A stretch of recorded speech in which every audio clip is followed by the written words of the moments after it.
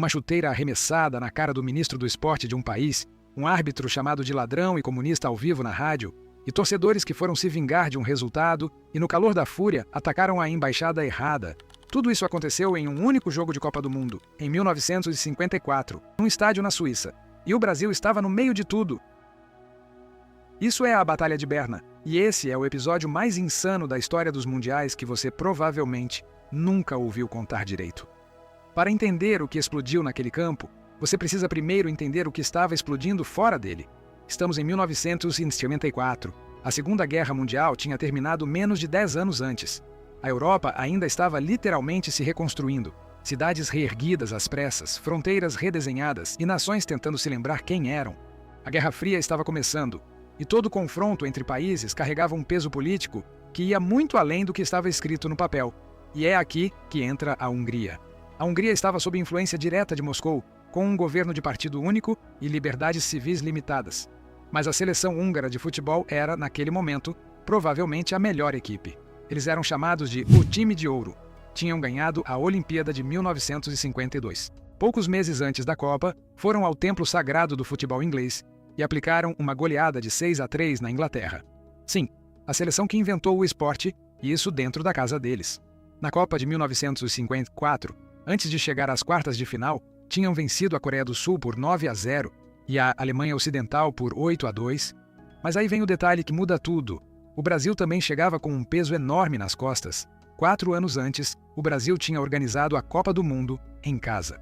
Era para ser a festa da conquista. 170 mil pessoas no Maracanã. E o Brasil perdeu a final para o Uruguai. A dor coletiva foi tão intensa que jornais da época compararam o resultado a uma tragédia nacional. A seleção de 1954 carregava o peso de apagar aquele fantasma. E aí o sorteio colocou o Brasil exatamente contra o melhor time do mundo, numa quartas de final, no dia 27 de junho de 1954, no estádio Wankdorf, em Berna. O campo estava armado, faltava só a faísca. E a faísca veio antes mesmo de a bola rolar. O que quase ninguém conta sobre esse jogo é o que aconteceu no vestiário brasileiro antes da partida. João Lira Filho, um dos dirigentes da delegação, entrou com uma bandeira usada pela Força Expedicionária Brasileira na Segunda Guerra Mundial, a mesma tropa que tinha lutado e morrido na Itália. Ele fez um discurso emocionado, evocou os mortos de guerra, comparou os jogadores aos heróis da história do Brasil e pediu que cada atleta beijasse aquela bandeira antes de sair para o campo. Pense nesse cenário. Você é jogador de futebol. Veio disputar uma Copa do Mundo, e antes de entrar em campo, um dirigente está te pedindo para carregar o luto de uma guerra. Esse era o estado emocional com que o Brasil pisou no gramado naquela tarde. Do outro lado, uma equipe tecnicamente superior, descansada, favorita absoluta e representando um país que o bloco ocidental via como adversário ideológico. O jogo em si já foi violento desde o início. Carrinhos duros, reclamações constantes, 3 expulsões ao longo dos 90 minutos, 2 brasileiros e um húngaro. A Hungria venceu por 4-2, e a arbitragem do inglês Arthur Ellis foi contestada pela imprensa brasileira desde o primeiro tempo. Mas o resultado no placar não foi o que entrou para a história.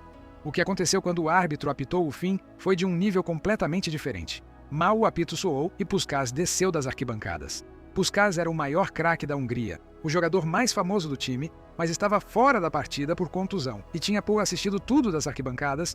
Assim que o jogo terminou, ele desceu ao gramado, caminhou até Pinheiro, zagueiro brasileiro, e se aproximou na entrada do corredor que levava aos vestiários, que era compartilhado pelos 2 times.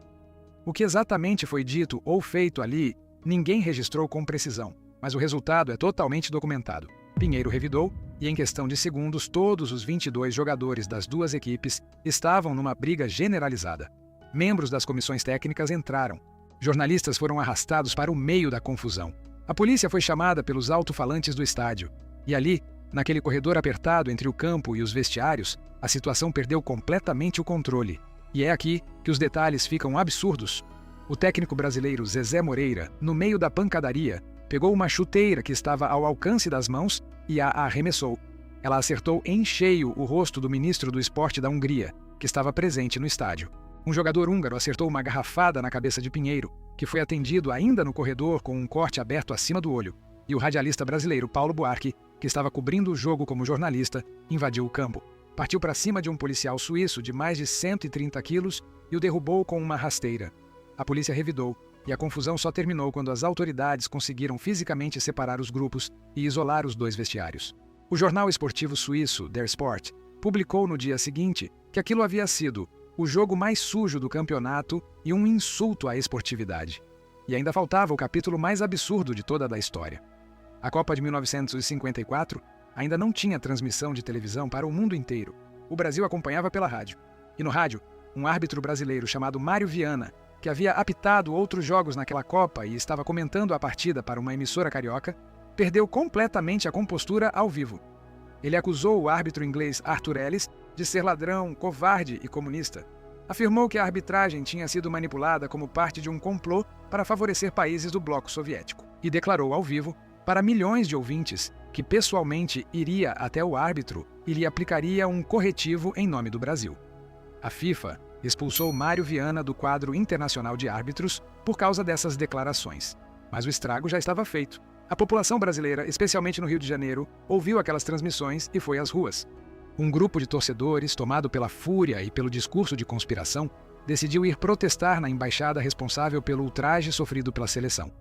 O problema é que o jogo foi na Suíça, o adversário era húngaro e o árbitro era inglês. E eles foram na embaixada da Suécia, depredaram, quebraram vidros, causaram dano real a um país que não tinha absolutamente nada a ver com o que tinha acontecido em Berna.